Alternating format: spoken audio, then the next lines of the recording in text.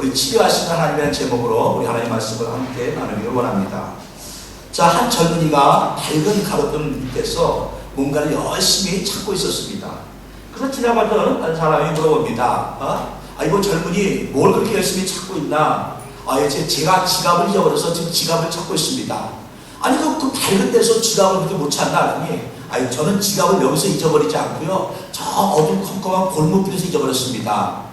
그래서 이 사람이 하도 어이가 없어서, 아니 그러면 그 지갑을 잊어버린 데 가서 찾지 왜 여기서 찾나? 그랬더니 저기는 컴컴해서 잘 안 보여서 이 밝은 데 와서 찾고 있습니다 라고 했습니다. 자, 얼마나 어리석은 사람입니까? 자, 내가 지갑을 잊어버린 장소는 다른 곳인데 그곳이 어둡다고 밝은 곳에 와서 지갑을 찾는다고 아무리 찾아도 지갑은 거기서 잊어버리지 않았기 때문에 지갑을 찾을 수 없었다 하는 것입니다. 자, 우리는 이런 사람을 어리석은 사람이라고 얘기합니다. 자, 그런데 우리 신앙생활하다 보면 간혹 가다가 우리도 이와 같은 어리석은 행동을 할 때가 있습니다. 자, 오늘 본문에 나오는 아브라함도 똑같습니다. 자, 오늘 본문의 창세기 20장의 말씀은 아브라함이 어리석은 행동을 하는 것을 보여주고 그를 또 그것을 치료하시는 하나님, 좋으신 하나님에 대해서 말씀하고 있습니다. 자, 오늘 성경에 보게 되었지만, 자, 창세기 12장과 20장에 아브라함은 두 번이나 자기 아내를 바로 누이 동생이라 죽이게 되어집니다. 자, 그리고 그 창세기 12장과 20장에는 20년이라는 시간이 흐릅니다. 그러니까 20년 전에 아브라함이 가나안 땅에 왔다가 기근이 있어 애굽으로 내려가고 거기서 자기 아내를 누이 동생으로 속이게 되어집니다. 자, 그러다가 한번 큰 망신을 당했던 적이 있었는데 20년이 지나고 나서 아브라함이 똑같은 그 실수를 또 하고 있다는 것입니다. 자, 이를 통해서 우리는요, 아브라함이 얼마나 어리석은 사람인가 하는 것을 보게 되어집니다. 아니 20년 전에 한 번 그런 일을 당했으면은 다시는 그와 같은 일을 행하지 말아야 되는데 20년 지나고 나서 또 그날 땅에 내려가서 말하기를, 자, 너와 함께하는 여인이 누구냐 하니 내 누이 동생입니다 하고 수고했다는 사실입니다. 자, 이 아브라함이 이렇게 20년이 지났음에도 불구하고 그냥 반복해서 똑같은 죄를 범한 이유가 무엇일까요? 저는 그 이유를 네 가지로 일단 정리해 보았습니다. 자, 우리 함께 따라하겠습니다. 첫 번째, 사람들을 두려워했습니다. 자, 아브라함이 말합니다. 아브라함이 가로되 이곳에서는 하나님을 두려워함이 없으니 내 아내를 인하여 사람이 나를 죽일까 생각하였으며. 자, 아브라함이 그날 땅에 내려오니 이곳은 하나님을 모르는, 이 사람들은 하나님을 섬기지 않고 하나님을 모른다는 것입니다. 그들은 하나님을 모르니까 내 아내를 차지하기 위해서 나를 죽이고 내 아내를 빼앗아갈까봐 제가 그와 같이 사람들을 두려워해서 자, 죄를 짓게 되었다 하는 것입니다. 자, 그렇습니다. 우리는요, 하나님을 두려워하는 자가 되어야지 사람을 두려워해서는 안 됩니다. 자, 창세기 15장에 보면 하나님께서 아브라함에게 이렇게 말씀합니다. 하나님께서 말씀하기를 여호와의 말씀이 이상 중에 아브라함에게 임하여 가라사대 아브라함아 두려워 말라. 나는 너의 방패요 너의 지극히 큰 상급이니라. 자, 하나님께서 아브라함에게 말씀하기를 나는 너의 방패요. 하나님이 방패가 되어서 어떤 어려움이나 위험이 닥친다 할지라도 하나님이 막아주시겠다 하는 것입니다. 자, 하나님께서는 아브라함에게 그 같은 말씀을 주시고 네가 가나안 땅에 살면서 이 민족을 두려워하지 말라. 가나안 땅에 살면서 어떤 환경이 다가온다 할지라도 환경 가운데 두려워하지 말고 사람 가운데 두려워하지 말라. 내가 너의 그 방패가 되어주마. 하나님 말씀해 주었습니다. 그런데 아브라함은 하나님 말씀에 대한 신뢰가 부족하여서 바로 하나님을 모르는 사람들과 함께하게 되었을 때 저들은 하나님을 모르는 사람들인데 하나님을 경배하지 않는데 하나님 말씀을 존중하지 않는 사람들인데 그 사람들이 나를 죽이면 어떡할 것인가? 나를 죽이고 내 아내를 뺏으면 어떡할 것인가? 그 두려움 때문에 바로 그가 죄를 짓게 되는 것을 보게 되어집니다. 오늘날도 마찬가지입니다. 우리가 살면서 환경 가운데 내가 또 사람 가운데 내가 빠져서 내가 하나님의 약속의 말씀을 붙잡지 못하면 우리는 똑같이 아브라함같이 어리석은 행동을 할 수 있게 되어진 것입니다. 자, 두 번째로 아브라함이 제일 반복한 이유를 봅니다. 자, 우리 함께 따라하겠습니다. 자, 경험을 쉽게 망각했습니다. 자, 자신의 경험을, 자, 창세기 12장에 분명히 아브라함은 애굽 바로에게 거짓말했다가 심하게 책망을 듣고 망신을 당합니다. 그런데 그것을 잊어버리게 되었다는 것입니다. 역사학자들은 말합니다. 자, 인간은 역사를 통해서 교훈을 받을 줄 모르는 존재다라고 이야기합니다. 우리가 역사를 통해서 교훈을 받는 존재라면 똑같은 실수를 반복하지 않을 터인데, 사람들은 역사를 통해서 교훈을 받을 줄 모르기 때문에 똑같은 실수를 반복해서 저지르게 되어진다는 것입니다. 자, 구약 성경 사사기를 보게 되어지면 이스라엘 백성들이 바로 하나님을 버리고 우상을 섬기고 죄를 짓게 되어집니다. 그래서 하나님께서 이스라엘 백성들에게 징계를 내리시다가 이방 백성들을 들어 사용하셔서 이스라엘을 치게 합니다. 그러면 이스라엘 백성들은 하나님께 나와 하나님, 우리가 잘못했습니다. 우리를 도와주세요. 우리를 살려주세요. 하고 하나님께 매달리게 되어집니다. 그러면 하나님께서 사사를 보내서 이스라엘 백성들을 구원하게 되어집니다. 그런데 이스라엘 백성들이 구원을 얻으면 금방 얼마 시간이 지나지 않아서 금방 하나님이 주신 은혜를 잊어버리고 다시 또 우상을 숭배하고 다시 하나님 앞에 죄를 짓게 되어지는 것을 보게 되어집니다. 자, 사세기에 보면 이런 것이 계속해서 10번 이상이나 반복돼서 나오는 것을 보게 되어집니다. 아니, 저 사람들은 어떻게 이렇게 미련할 수 있을까? 아니, 하나님께 죄를 지면 그들 나라 가운데 하나님의 심판이 임하는데 어째 저렇게 계속해서 반복해서 죄를 지을까 하게 되어집니다. 자, 근데 이스라엘 백성만 그런 것이 아닙니다. 우리가 저거 인터넷을 보고 신문을 보면 얼마나 답답한지 모릅니다. 우리나라 사람들 보십시오. 우리가 실제로 여기서 실질적으로 겪은 분은 몇 분 되지 않겠지만 6.25 때 우리나라가 얼마나 피폐됐습니까? 유엔이 도와주지 않았다면 우리나라가 벌써 망했을 것입니다. 자, 근데도 불구하고 그 6.25가 지난 지 얼마 전에 아직도 북한을 찬양하고 아직도 북한을 살기 좋은 천국으로 동경하는 사람들이 얼마나 있는지 모릅니다. 자, 오늘 보십시오. 오늘 아침에 어제 저녁 때 뉴스를 보니까 우리 한국의 야당의 한 대표가 이제 경제 비전을 발표했습니다. 근데 그 경제 비전이 무엇이냐? 개성공단을 지금보다 20배 이상 더 확대시키겠다는 겁니다. 지금 개성공단에 북한 주민이 일하는 노동자가 4만 명이나 되는데 그것이 20배 이상 확대해서 북한도 잘 살고 우리나라도 거기서 나오는 물건을 수출해서 잘 살고 그래서 경제 대국으로 만들겠다고 얘기합니다. 2013년도 많이도 아닙니다. 2년 전에 북한이 개성공단을 막아가지고 개성공단에 있는 사업자가 수십 개 업체가 도산을 당해서 정부에서 600억을 들여서 가까스로 도산을 막은 적이 있습니다. 근데 2년도 지나지 않았는데 지금 이상한 소리를 또 하고 있습니다. 왜요? 바로 사람들이 역사를 통해서 교훈을 받지 못하기 때문에 그렇습니다. 자, 우리는 역사를 통해서 또 과거를 통해서 교훈을 받아야 합니다. 내가 과거의 신앙생활을 못했을 때, 내가 죄를 지었을 때, 하나님께서 어떻게 나를 대하셨는가를 살펴보면서 우리는 과거를 잊지 않고 역사를 잊지 않고 우리가 나가는 존재가 되어야 합니다. 아브라함이 만약에 20년 전에 내가 그때 실수해서 내가 참 큰 방심을 당했지, 내가 정말 하나님 앞에서 부끄러웠지, 내가 정말 부인 앞에서 부끄러웠지, 그것을 늘 생각하고 있었더라면 저 20년이 지난 시간 이 창세기 20장에서 아브라함은 똑같은 실수를 범하지 않았을 것입니다. 그런데 과거에 있었던 실수를 잊어버렸기 때문에 똑같은 실수를 다시 반복하게 되어집니다. 자, 우리도 그렇습니다. 우리가 형편이 어렵고 힘들 때 하나님 앞에 와서 부르짖으며 간구하며 기도합니다. 그랬더니 하나님께서 은혜를 베풀어 주었습니다. 하나님께서 우리 기도하는 역사하여 주었습니다.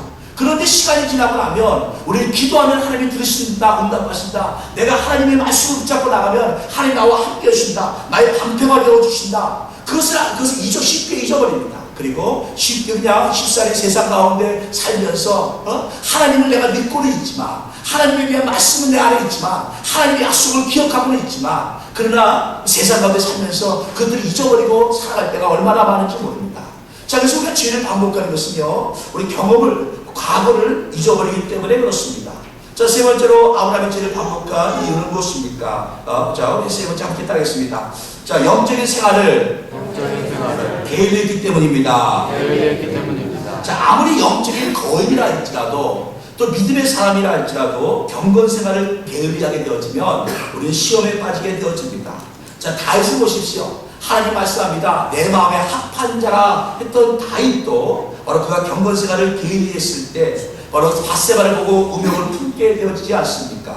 자, 베드로도 주님의 말씀을 잊어버리고 경건 생활을 게을리했을 때 대제사장의 집 앞에서 계집종에게 나는 주님을 모른다라고 부인하게 되지 않습니까? 또 모세가 바로 하나님의 종이라는 사실을 잊어버리고 그리고 하나님의 반석을 가르치라고 했는데 반석을 2번이나 때리는 바람에 물은 나왔지만 바로 하나님의 심판 가운데 가나안 땅에 들어가지 못하는 징계를 받게 되지 않았습니까? 자, 아무리 영적인 사람이라 할지라도, 정말 믿음의 사람이라 할지라도 경건 생활을, 영적인 생활을 게을리하면 우리는 시험에 빠질 수밖에 없다는 것입니다. 내가 지금 건강합니다. 내가 남들보다 더 튼튼합니다. 나는 타고나기를 아주 건강한 몸으로 태어났습니다. 그래도 한 일주일, 열흘 동안만, 아니 한 달, 두 달 동안만 음식을 제대로 못 먹었다고 생각해 보십시오. 그럼 몸이 약해질 수밖에 없는 겁니다. 내가 음식을 먹는 게 부실합니다. 그냥 반찬도 없이 밥만 먹습니다. 죽만 먹습니다. 그런 생활을 계속하면 그 사람이 아무리 튼튼한 건강체라 할지라도 육신적으로 연약해질 수밖에 없다 하는 것입니다. 영적인 생활도 마찬가지입니다. 과거에 내가 은혜를 받았습니다. 과거에 내가 성령 충만을 받고 방으로 기도했습니다. 과거에 내가 기도했더니 하나님께서 기적을 베풀어 줬습니다. 그 과거의 일입니다. 지금 내가 경건 생활을 게을리하면, 지금 내가 하나님께 예배 드릴 때 마음을 집중하지 못하면, 지금 내가 하나님께 나와서 하나님을 찬양하지 못하면, 지금 내가 하나님께 나와서 기도하지 못하면, 그러면 우리는 시험에 들 수밖에 없고 그 시험 가운데 우리가 빠져 죄를 지을 수밖에 없다는 것입니다. 자, 그래서 저와 여러분요, 우리 영적 생활을 게을리하는 자가 아니라 늘 항상 바로 주님을 찾을 때 부지런히 주님을 찾는 자가 되어야 하는 것입니다. 항상 예배드리며 말씀을 마음에 두는 자가 되어야 하는 것입니다. 그럴 때 우리가 죄를 반복하지 아니하며 바로 하나님 앞에서 올바른 모습으로 설 수 있게 되어지는 것입니다. 자, 이제 우리 계속 봅니다. 네 가지라고 나왔는데요. 제가 한 가지 뺐는데 거기 저 착각을 했네요. 세 가지입니다. 자, 그러면 우리가 계속해서 우리 하나님 말씀을 보겠습니다. 자, 하나님 말씀 17절을 봅니다. 아브라함이 하나님께 기도하며 하나님이 아비멜렉과 그의 아내와 여종을 치료하사 출산하게 하셨으니, 자, 이 17절 18절 말씀을 읽고 여러분 어떻게 생각하십니까? 자, 아비멜렉이라는 사람, 아비멜렉이 바로 아브라함의 아내를 취하였습니다. 그런데 그것은 아비멜렉의 잘못은 아닙니다. 분명히 아브라함은 말하기를 자기 누이 동생이라고 얘기했고, 그 아내 사라도 자기 오라버니라고 얘기했습니다. 자, 그리고 그 사라의 낚시 나이가 거의 90세에 가까웠는데, 아비멜렉이 그 사라가 아무리 이쁘다 할지라도 90세 된 여인을 취한 것은 단순히 그 여인이 이쁘다기보다는 어떤 전략적으로, 아브라함도 세력이 크니까 어떤 전략적인 위치 가운데서 그 여인을 데려다가 자기 아내로 삼고자 하는 것입니다. 쉽게 말하면 아브라함과 동맹하기 위해서 그런 것입니다. 그러다가 그 여인을 가까이 하지 않다가, 자, 그 사례와 함께 동침을 하고자 하는 그 마음에 하나님께서 나타났습니다. 자, 하나님께서 그에게 말씀하셔서 바로 네가 남편 있는 여인을 가까이 하려고 하니 내가 너를 죽이겠다. 그랬을 때 그 아비멜렉이 말합니다. 내가 그 여인을 가까이 하지 않았습니다. 자, 그래서 하나님께서 말씀합니다. 그 여인을 돌려보내라. 그 여인의 남편은 선지자라 얘기합니다. 자, 그래서 18절에 보면 바로 그 아브라함의 아내 사라의 일로 아비멜렉의 집의 모든 태를 닫으셨습니다 얘기합니다. 하나님께서 아비멜렉의 모든 집의 여인들의 태를 닫아서 아무도 아기를 가질 수 없고 출산할 수 없게 만들었다는 것입니다. 그런데 아브라함이 기도하니 바로 그 막혔던 태가 다시 열리게 되었다라고 성경은 얘기합니다. 자, 여기서 우리가 알 수 있는 것은 무엇입니까? 자, 하나님께서는 아브라함을 책망하시고 아브라함을 징계하셔야지 왜 아비멜렉을 징계하셨느냐 하는 것입니다. 아니, 아비멜렉이 무슨 잘못이 있길래 그와 그의 온 집에 태를 닫으셨냐 하는 것입니다. 그러나 우리가 성경을 보게 되어지면 하나님께서 이를 통하여 아브라함을 가르치신 것을 보게 되어집니다. 자, 아브라함이 하나님께 기도하며 하나님이 아비멜렉과 그의 아내와 여종을 치러서 출산하게 하셨으니, 자, 여기서 하나님께서 아브라함에게 뭘 가르칩니까? 아브라함아, 네가 기도하면 내가 네 모든 기도를 들어주마 하는 것입니다. 아브라함이 기도하면 닫혔던 하늘문이 열리게 되었죠. 아브라함이 기도하면 열렸던 하늘문이 다시 닫히게 되어진다는 것입니다. 자, 성경은 말하기를 엘리야는 우리와 성격이 같은 사람인데 저가 기도한 즉 하늘문이 닫히고 저가 다시 기도한 즉 하늘문이 열렸다라고 성경은 얘기합니다. 하나님은 이 길을 통해서 아브라함에게 말씀합니다. 아브라함아, 사람을 두려워하지 말고 하나님을 바라보라는 것입니다. 그리고 어렵고 힘든 일이 있으면, 시험을 만나면, 어려움을 만나면, 위기를 만나면 하나님께 나와 기도하라는 것입니다. 온 우주 만물에 주신 하나님, 그 하나님께서 우리가 기도하면 하늘문을 열고 닫고 하신다는 것입니다. 바로 저와 여러분에게는 하늘문을 열고 닫을 수 있는 권세가 주어진 것입니다. 그래서 하나님께서는 바로 이걸 통해서 아브라함을 치료하십니다. 아브라함의 마음속에 사람을 두려워하는 마음, 그 마음을 치료해 주십니다. 그리고 하나님을 바라보고 전적으로 하나님을 의지하라고 아브라함에게 가르쳐준 것입니다. 쉽게 얘기하면 하나님께서는 아비멜렉과 그의 모든 집을 치료하셨다고 성경은 얘기하지만 그것은 그냥 눈에 보이는 치료고 실제로 하나님은 아브라함을 치료하신 것입니다. 아브라함을 치료하사 연약한 아브라함, 바로 세상 가운데 살면서 사람을 두려워하는 아브라함, 하나님의 약속을 온전히 부여주지 못하는 아브라함을 하나님 치료해 주시고 아브라함에게 말씀합니다. 바로 기도하라고 말씀합니다. 위기를 만날 때 하나님께 나와 부르짖으라고 말씀하고 있는 것입니다. 사랑하는 온 우주 만물을 주신 하나님이 우리의 아버지가 되어주십니다. 그분은 우리의 방패가 되어주시고 의롭고 강한 손을 우리를 붙잡아 주십니다. 그 하나님이 말씀하십니다. 바로 우리에게 기도하라고 말씀합니다. 우리가 부르짖으며 간구하며 하나님께 나와 기도하게 되어지면 우리 기도에 하늘문이 열리고 하늘문이 닫혀지는 역사가 일어날 줄로 믿습니다. 자, 계속해서 이제 하나님 말씀을 정리해 봅니다. 자, 우리 창세기 20장이 저와 여러분에게 주는 교훈은 무엇입니까? 자, 창세기 20장을 통해서 우리 교훈을 볼 때 먼저 우리 창세기 18장부터 우리 함께 봐야 합니다. 자, 창세기 18장에 보게 되어지면 아브라함이 하나님 앞에 나와 기도하게 되어집니다. 하나님께서 소돔과 고모라를 멸하시고자 했을 때 아브라함이 기도해서 바로 하나님께서 소돔과 고모라를 멸하셨지만 그러나 아브라함을 생각하사 그 조카 롯을 구하게 되어집니다. 자, 그것이 창세기 18장 19장에 기록되어 있는데, 자, 이것은 아브라함은 자, 어떻습니까? 여러분 한번 생각해 보십시오. 여러분이 만약에 어떤 가정에 신방을 갔습니다. 근데 그 가정이 큰 어려운 가운데 있습니다. 아주 정말 어려운 가운데 있어서 누구든 그 어려움을 해결할 수가 없습니다. 근데 여러분이 간절히 기도해 주었습니다. 그랬는데 간절히 기도해 줬는데 그 어려움이 해결되었습니다. 그럼 어떻게 되겠어요? 내 마음에 교만함이 들어오겠죠. 야, 내가 기도했더니 그런 일이 일어났구나. 그 교만함이 들어오겠죠. 성경은 우리에게 말합니다. 성경은 우리에게 말하기를 바로 선질로 생각한 자는 넘어질까 조심하라 하는 것입니다. 자, 창세기 20장 교훈은요, 높이 올라갔을 때 조심하라 하는 것입니다. 제가 대회 때 전도사로 있을 때, 저희가 이제 1년에 한 번 여름 되면 여름 성경학교를 합니다. 그래서 이제 현지인들 막 여름 성경 하면 한 300명씩, 400명, 많이 올 때는 500명까지 애들이 옵니다. 애들이 와서 막 주일학교를 합니다. 그래서 이제 그 애들을 이제 여름 성경을 하기 전에 한 일주일 전부터 선생님들이 각 지역으로 신방 가서 애들 신방 가서 언제부터 여름 성경 할게 오니까 애들을 보내십시오 하고 전도지 주고 사탕도 나눠주고 그럽니다. 근데 선생님이 2명씩 짝을 져서 가는데 어느 집을 갔더니 그 어머니가 머리가 굉장히 아프다고 와서 기도 좀 해달라고 합니다.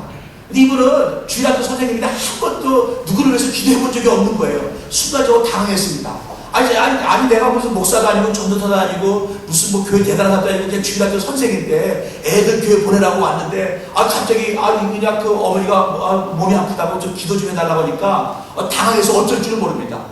그 어쩔 줄 몰라도 그래도 그냥 나올 수가 없어가지고 그냥 기도를 했습니다.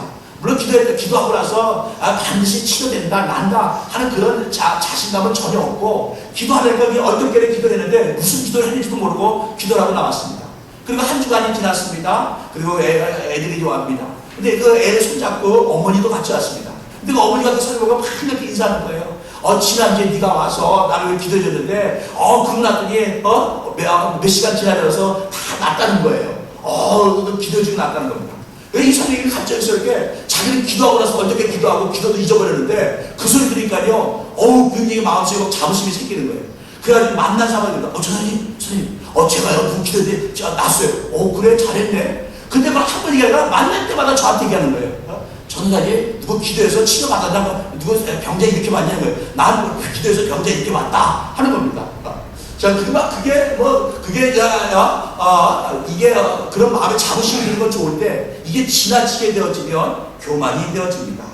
자, 성경은 그래서 말하기를 선줄로 생각하는 자는 넘어질까 조심하라 말합니다. 자, 아브라함이 약점이 무엇입니까? 그가 기도했습니다. 하나님, 소돔과 고모라를 그곳에 의 10명이 있으면 어떡하겠습니까? 하나님, 그곳에 내 조카 롯이 살고 있는데 어떡합니까? 하나님께서 아브라함을 기억해서 조카 롯을, 롯과 그의 두 딸을 구하게 되어집니다. 자, 이랬을 때 아브라함이 교만해질 수밖에 없는 것입니다. 자, 그래서 우리는요, 높이 올라갔을 때 조심하는 자가 되어야 합니다. 자, 우리 함께 따르겠습니다. 높이 올라갈 때 조심해야 합니다. 자, 우리가 사업이 잘 됩니다. 내가 뭐 하는 일이 형통합니다. 내가 구성하고 계획한 일들이 다 술술 잘 풀립니다. 그러면요, 우리는 더 기도해야 합니다. 더 주 앞에 나와서 무릎 꿇고 더 겸손해야 합니다. 왜요? 그럴 때 사단이 와서 우리에게 교만을 심어주기 때문에 그렇습니다. 자, 두 번째로 우리 창세기 20장의 교훈은 우리에게 무엇을 가르쳐 줍니까? 자, 함께 따라합니다. 거짓말을 하지 말아야 합니다. 거짓말을 하지 말아야 합니다. 자, 거짓말을 하면 잠깐의 위기는 벗어날 수 있습니다. 그러나 더 큰 위기를 초래하고 더 많은 것을 우리가 잊게 되어집니다. 자, 그런데 사람들은요, 그 순간을 모면하고자 우리 거짓말을 하게 되어집니다. 자, 그래서 자문은 말하기를 의인은 거짓말을 미워하니 악인은 행위가 흉악하여 부끄러움에 이르니라 얘기하십니다.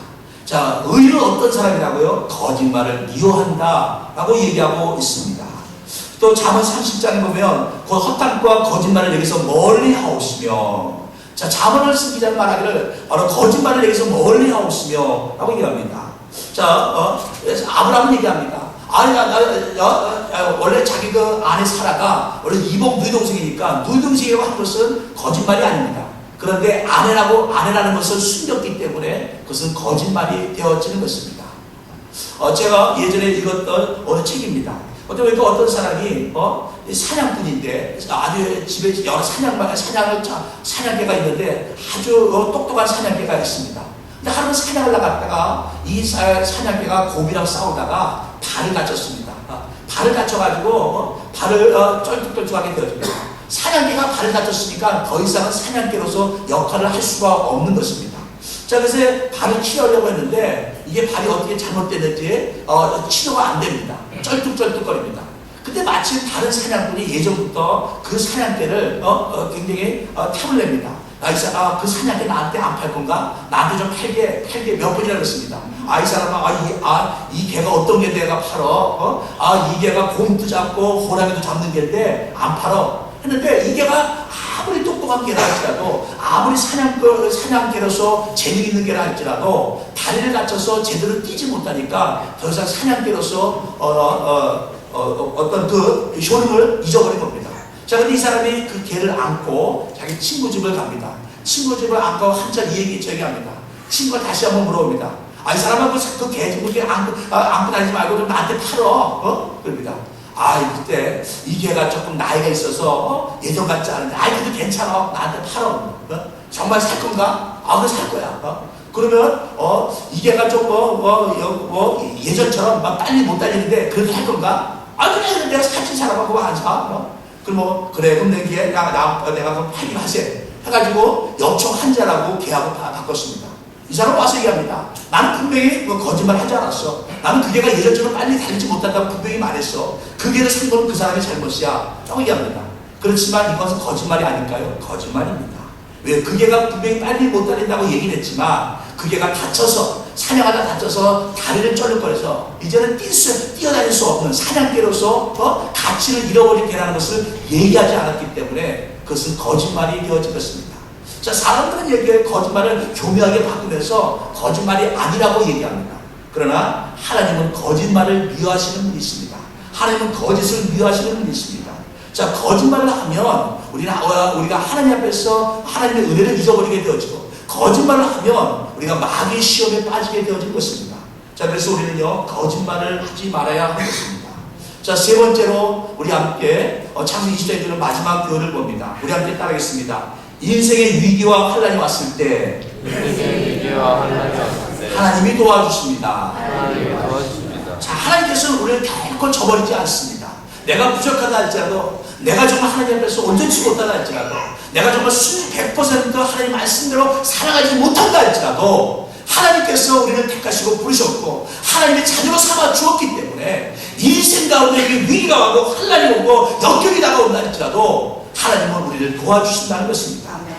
사람은요, 우리를 한 번, 두 번 도와줍니다. 그러다가 저 사람은 몇 번 도와줬는데 안 돼. 저 사람은 게을러서 안 돼. 저 사람은 능력이 없어서 안 돼. 저 사람은 도와줘도 소용이 없어. 저 사람은 도와줘도 감사할 줄은 몰라. 하고 우리는 사람 몇 번 도와줬다가도 그 사람이 일어서지 못하면 그 사람은 안 돼 하고 안 도와줍니다. 그것은 당연하다고 얘기합니다. 그러나 하나님은 그렇지 않으십니다. 하나님은 우리가 부족하다 할지라도 연약하다 할지라도 하나님은 우리 아버지가 되시기 때문에 우리는 하나님의 사랑받는 자녀이기 때문에 그 하나님 우리가 위기와 한락과 역경을 만나게 되었지만 반드시 하나님은 우리를 도와주신 것입니다. 그래서 우리는 위기와 한락과 역경을 만날 때 사람을 보는 것이 아니라 바로 우리를 도와주시는 하나님, 바로 우리에게 복을 주시기 원하시는 하나님, 그 하나님께 나와 두 손 들고 부지며 강구하는 자가 되어야 하는 것입니다. 자, 시편 기자는 말합니다. 하나님은 우리의 피난처시요 힘이시니 환난 날에 만날 큰 도움이시라. 환난 날에 만날 큰 도움이시라. 바로 하나님은 우리의 큰 도움이 되어주십니다. 하나님을 오직 하나님을 의지하고 하나님을 바라보고 하나님께 도움을 구하는 자가 되십시오. 하나님을 저버리고 사람을 바라보고 환경을 바라보는 자가 아니라 하나님을 바라보십시오. 사람은 우리를 실망시킬 수가 있습니다. 환경은 내 뜻대로 되어지지 않을 수가 있습니다. 그러나 하나님은 결코 우리를 저버리지 않습니다. 내가 부족하다 할지라도 연약하다 할지라도 내가 불의한 가운데 있다 할지라도 내가 죄를 지었다 할지라도 하나님은 우리를 함께 하십니다. 우리를 도와주십니다. 오직 우리의 도움이신 하나님을 바라보고 의지하고 구하는 저와 여러분 되시기를 주의 이름으로 축원합니다. 축원합니다.